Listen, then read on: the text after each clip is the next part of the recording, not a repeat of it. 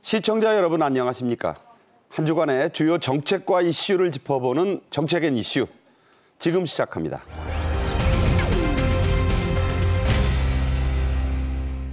트럼프 당선인은 갖고 있는 골프장이 미국에만 12개입니다.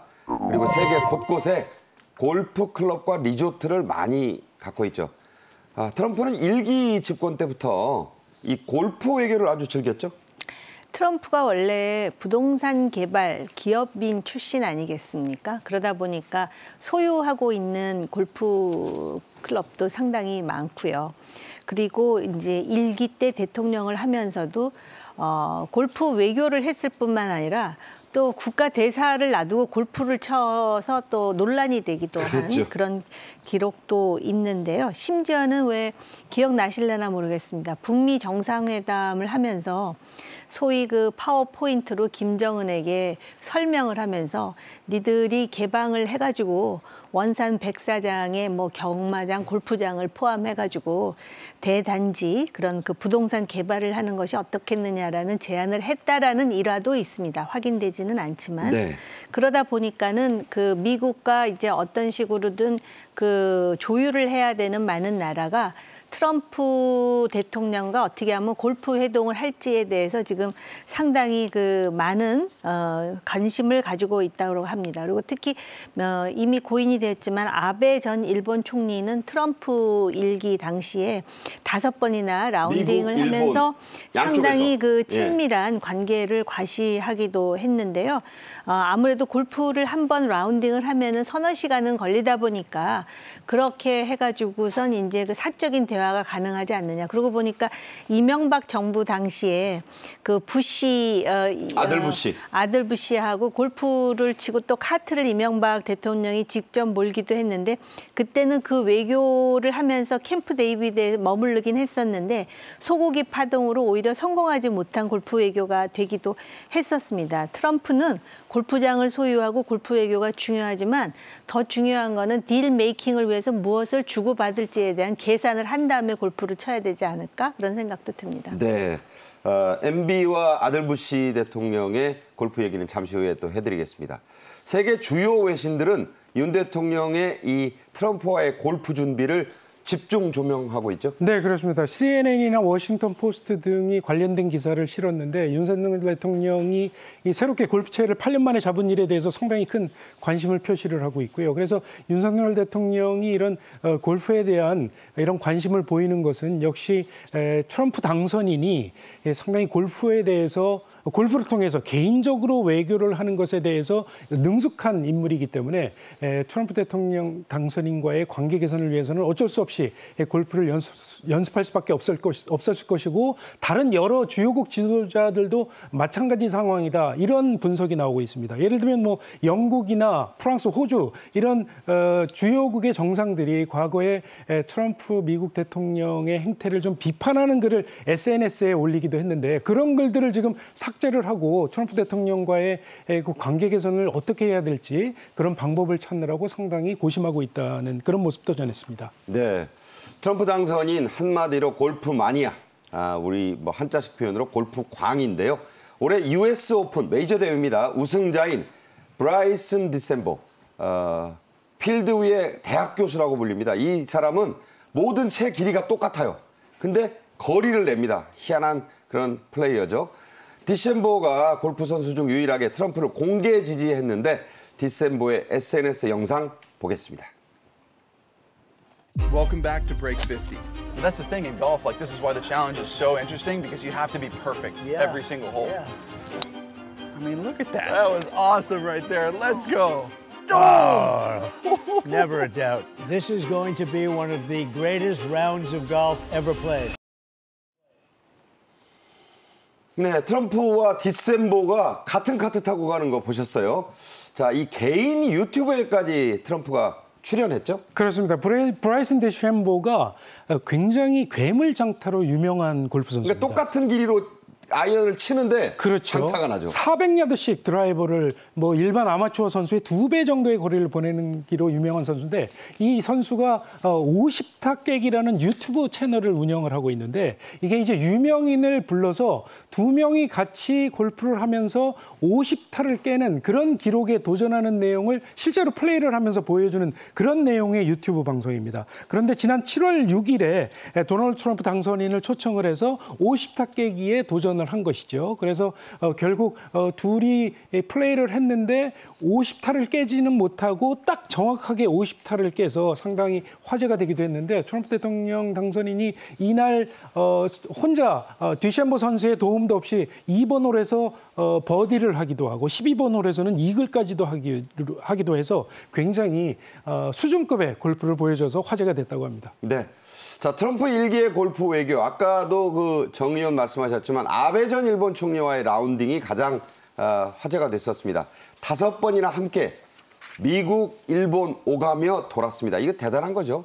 당선 직후에는 아베가 금장 일제 골프채 세트를 선물로 들고 뉴욕의 트럼프 타워에 맨 먼저 갔었죠. 네, 그렇습니다. 이 아베와 트럼프 대통령과의 이 골프는 상당히 화제가 많이 됐는데 예를 들면 트럼프 대통령 당선인 시절에 뉴욕까지 찾아가서 조금 전에 말씀하신 그 혼마라고 하는 일본에서 가장 유명한 골프채 중에 하나 금장으로 된 골프채를 선물을 했거든요. 순금 플레이팅 해가지고. 그렇습니다. 지금 가격이 알려지기로는 거의 뭐 1,000만 원에 육박하는 것으로 그렇죠. 이렇게 알려져 있는데요. 뭐 그리고 또 이제 얼마 후에 트럼프 대통령이 일본을 방문을 했을 때 일본 골프장에서 아베 당시 총리와 함께 골프 플레이를 했는데 그때 기억을 하시는지 모르겠지만 아베 총리가 친 공이 벙커에 빠졌는데 벙커에서 벙커샷을 하고 나서 벙커 위로 올라오는 중에 뒤로 발라당 넘어진 거죠. 엉덩방아찌였죠. 그 장면이 전 외신에 상당히 화제가 된 사진으로 그렇게 실려서 아주 화제가 됐는데 근데 물론 한 가지 좀 우리가 좀 생각을 해야 될 것은 트럼프 대통령 당선인이 미국 국익 우선주의가 아주 뼛속까지 DNA가 자리 잡은 인물이기 때문에 미국의 국익에 해치는 그런 내용에 대해서는 아무리 친해도 들어주지 않기로 또 유명한 사람입니다. 예를 들면 아베 총리가 당시에 미일 동맹을 굉장히 중시를 해서 TPP, 환태평양 경제동반자 협정이라는 것을 굉장히 주도적으로 추진을 했었는데 트럼프 대통령 당선인이 취임하자마자 이 TPP에서 미국이 탈퇴를 해서 이 TPP가 거의 식물 협정화돼서 상당히 일본이 곤혹을 치르기도 했는데 이런 점을 잘 염두에 두고 골프를 통한 외교, 개인 외교에 좀 접근을 해야 되지 않을까 그런 생각이 듭니다. 네, 정치와 골프의 역학. 자, 이렇습니다. 세계에서 요즘 가장 바쁜 인물이 된 트럼프가 최근 장남의 딸, 즉 손녀 카이와 마러라고 리조트에서 골프를 쳤습니다. 그 모습 함께 보시죠.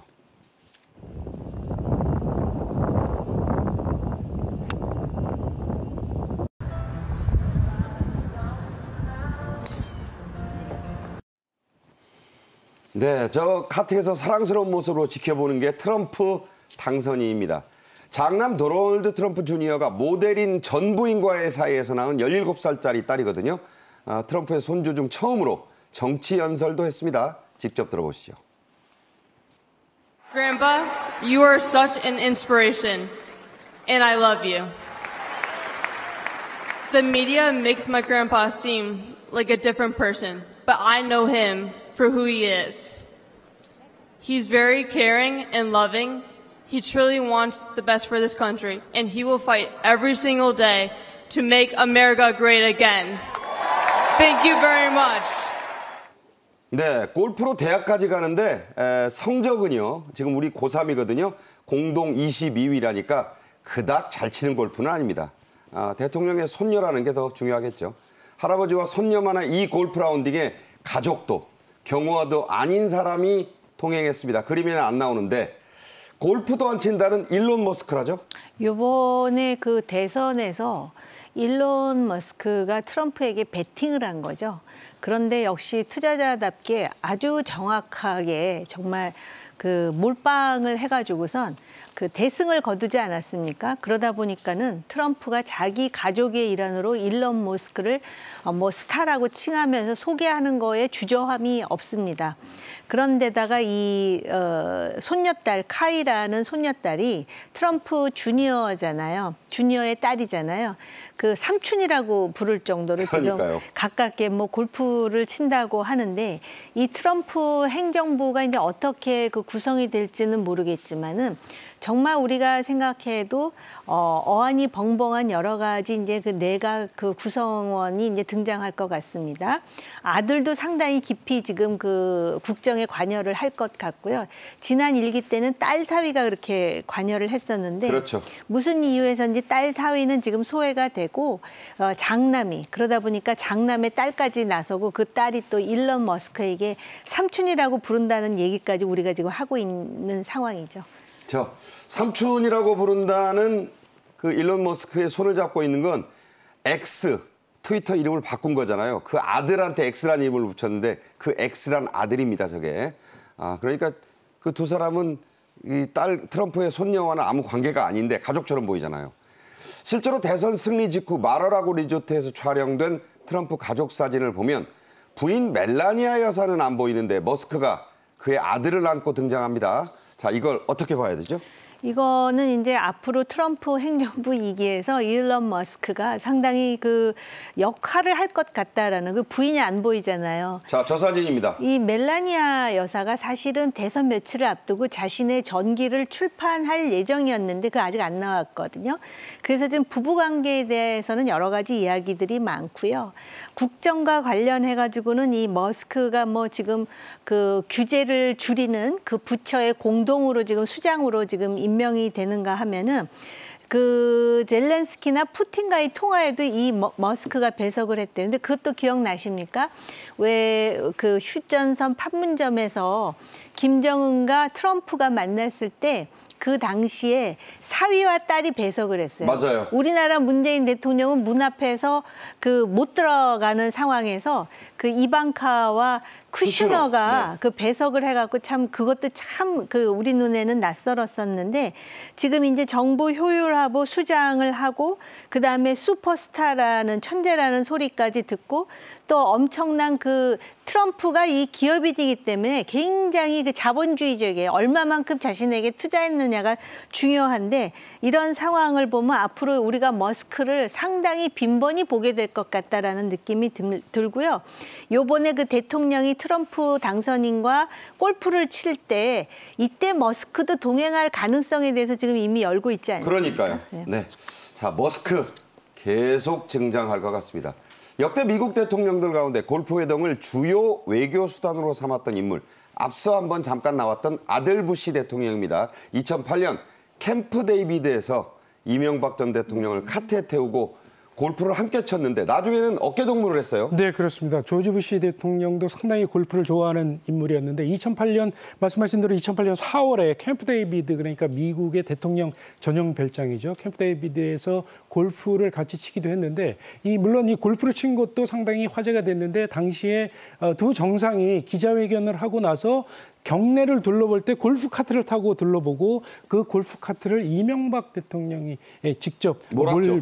네. 그 사진이 외신에 보도가 돼서 상당히 화제가 되기도 했는데 이 골프를 통해서 두 정상이 이 친구 사이가 됐고 서슴없이 그냥 서로 친구로 부르는 사이가 됐습니다. 예를 들면 2015년에 부시 전 대통령이 한국을 방문을 했었는데 그 당시에 인천에 베어스 베스트라는 골프장이 있는데 청라. 네. 예, 청라 베어스 베스트 골프장에서 이틀 연속 같이 골프를 치기도 했고요. 이재용 회장 모습도 보이잖아요. 첫날에는 이재용 당시 삼성전자 부회장이 같이 동석을 했는데 이건 왜 그런가 하면은 이 부시 대통령이 텍사스 주지사 때 삼성이 그 텍사스에 반도체 공장을 설립을 하면서 또 상당히 우애가 돈독해져서 같이 골프에 동행을 하기도 했는데 지금까지도 많은 사람들 입에 오르내리고 있는 그런 에피소드라고 볼 수 있겠습니다.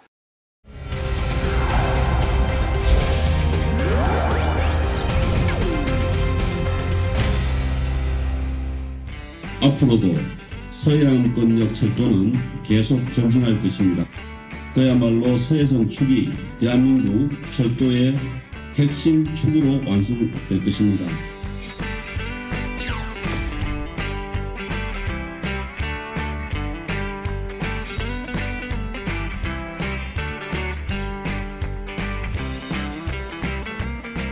제가 사업상 자주 다니는 지역이어서 기대가 앞으로 됩니다. 여행 가기도 편할 것 같고.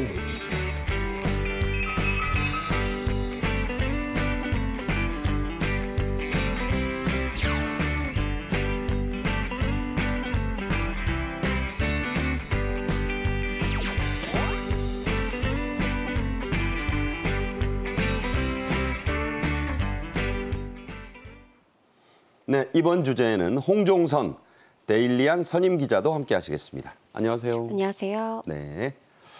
자, 말씀드린 대로 연말을 앞두고 전국 곳곳에서 철도가 무려 9개의 노선이 동시다발로 개통이 됐습니다. 어떤 노선들이죠?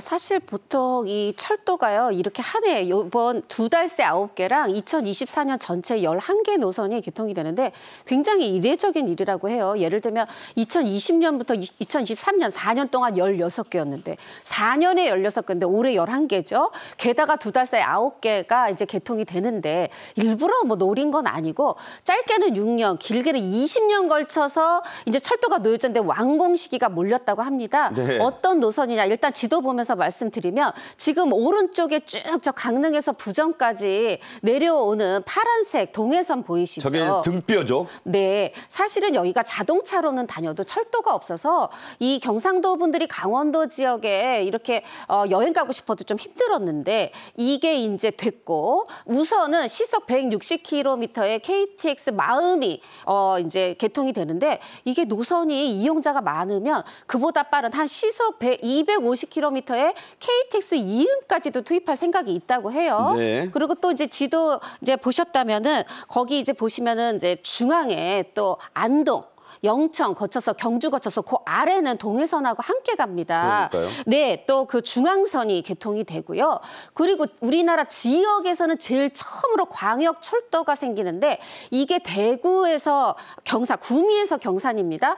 근데 구미에서 경산이 무려 겨우죠. 43분 만에 광역 철도가 쭉 이어진다 그래요. 사실 이제 수도권이 이 철도, 광역 철도 생기면서 1일권이 됐는데, 그래서 이제 구미에서 출발해서 이제 뭐 경산 가서 점심 먹고 올까 이런 식으로 이제 된다고 하고, 요게 주로 제가 이제 남부 지역 설명드렸다면 더 9개 노선 중에 좀 더 있는데, 수도권도 이제 후에 말씀드리겠지만 잠깐 설명을 드리면 고향을 중심으로 해서 의정부까지도 가고요. GTX-A죠? 네, 이제 거기는 이제 교외선입니다. 네. 의정부까지. 그다음에 GTX-A 말씀하신 거는 이 파주부터 또 서울역까지가 있고, 또 잠시 뒤에 설명드리겠지만 서해선도 개통이 돼서 이 이제 나중에는 이제 충청도, 그러니까 홍성에서부터 여의도까지 겨우 90분, 또 익산에서부터 저 위에 파주까지도 한 번에 갈 수 있게. 네. 그러니까 이렇게 해서 한 9개 노선이 이 2달 새에 다 열린다고 합니다. 네.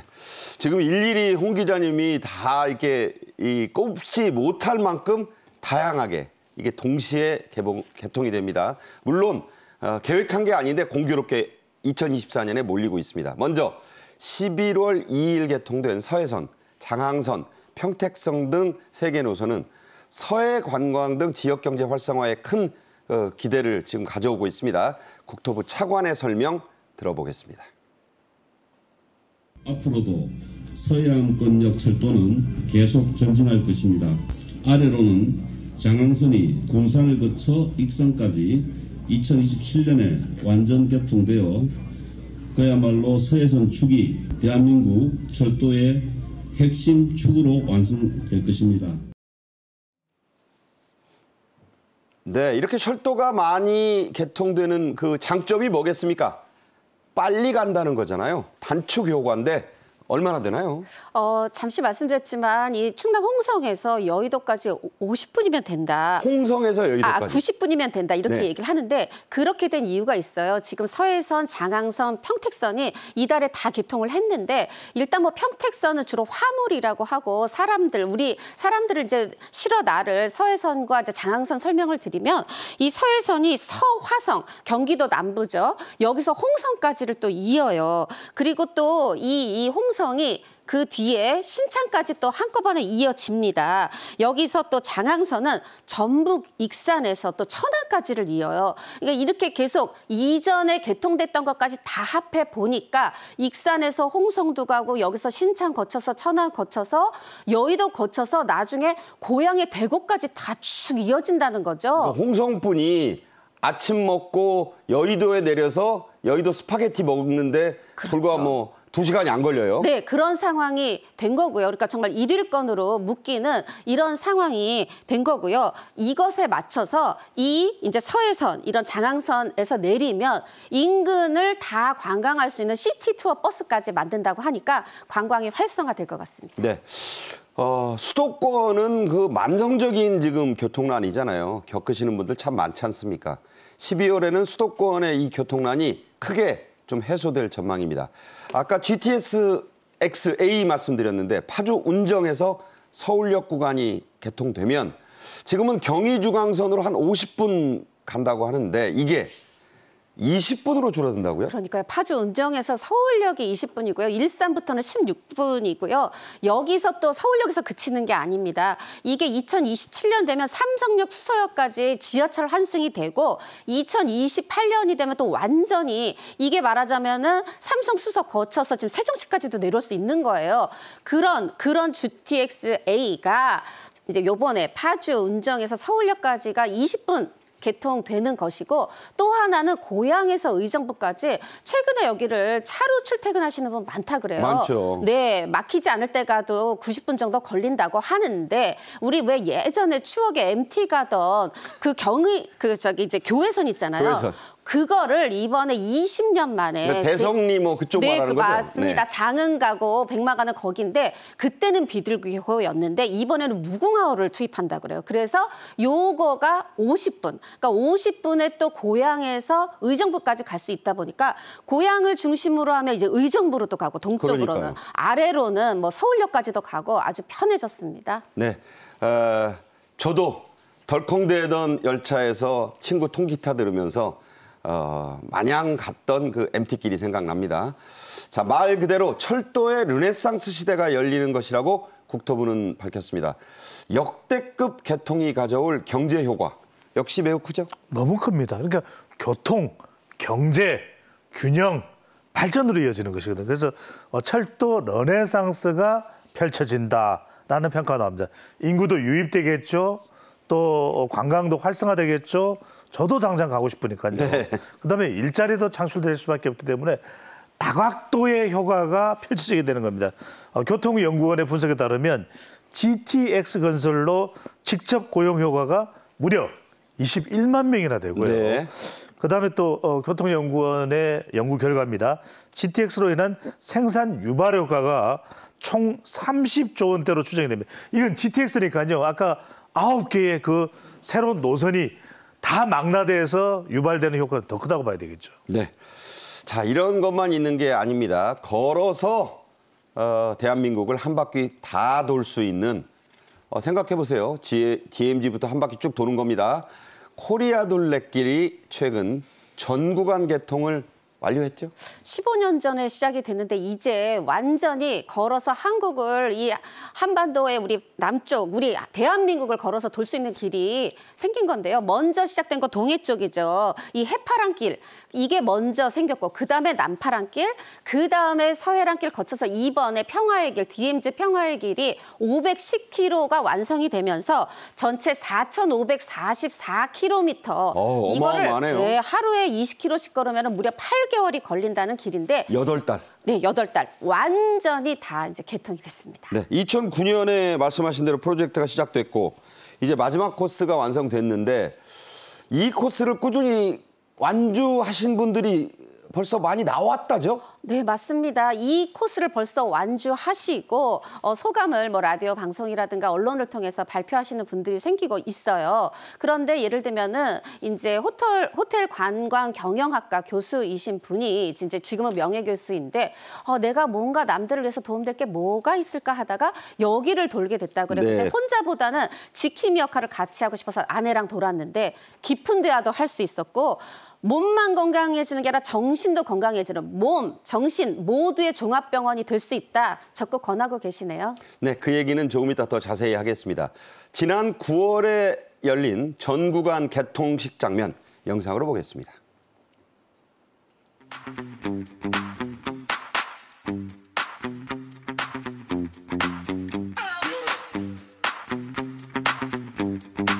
한국을 재발견하고 동시에 내 스스로를 재발견하는 어떤 그런 기회를 가지셨으면 좋겠다는 생각이 듭니다.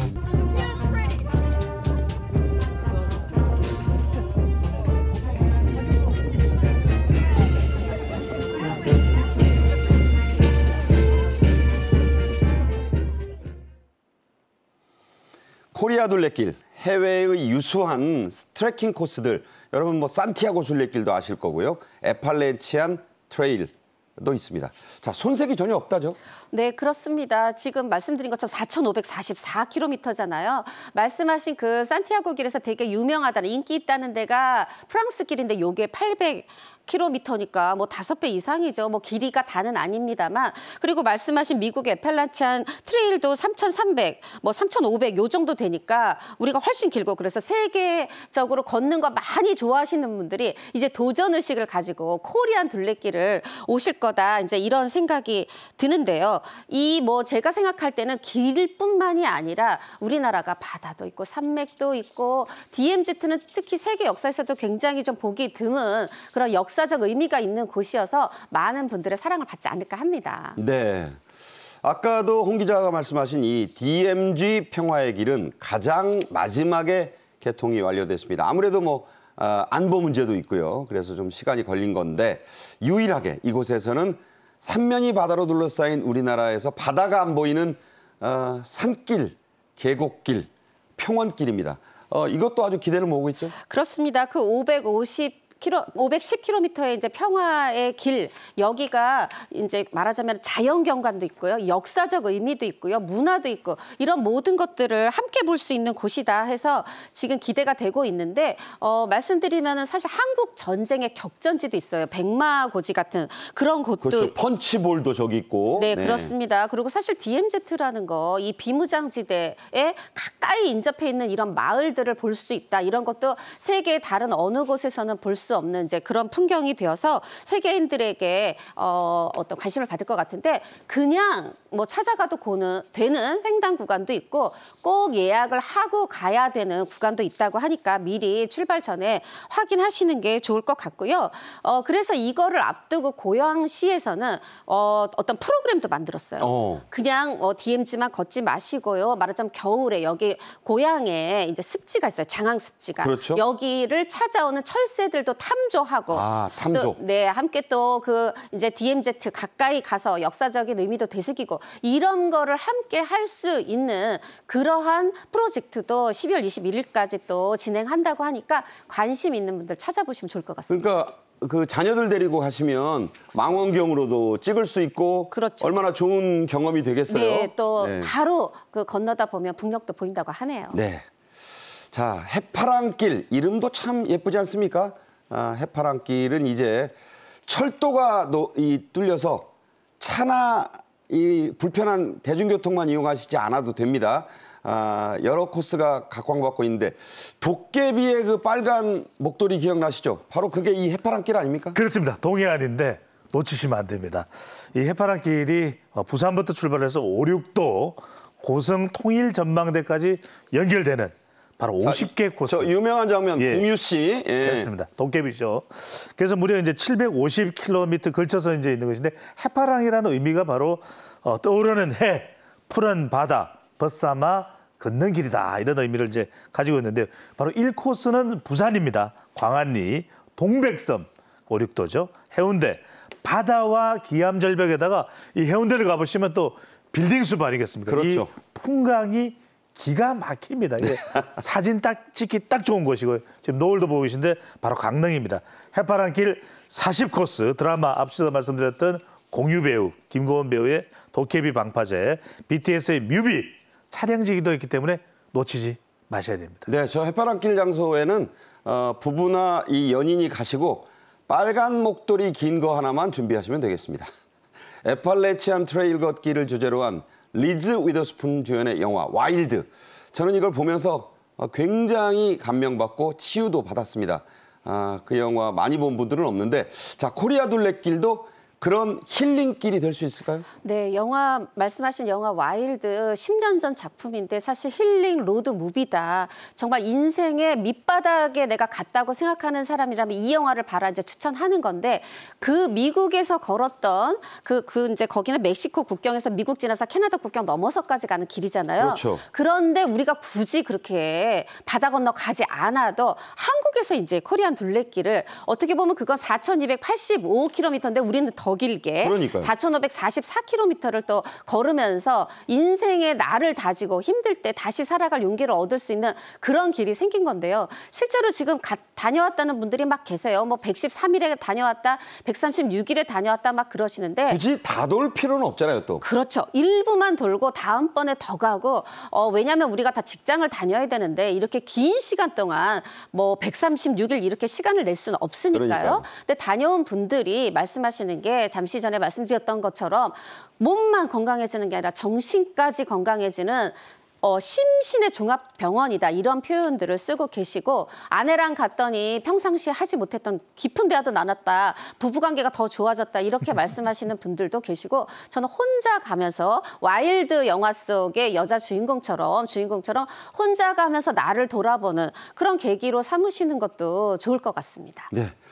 그 에팔레치안 트레일은요, 미국인들이 평생 꼭 한 번은 걸어보고 싶다는 그런 길입니다. 여러분도 그 영화 한번 보셨으면 좋겠네요.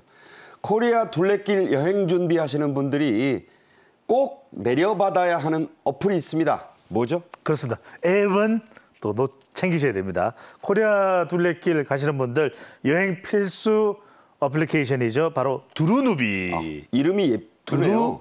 두루누비입니다. 네. 두루누비시면 됩니다.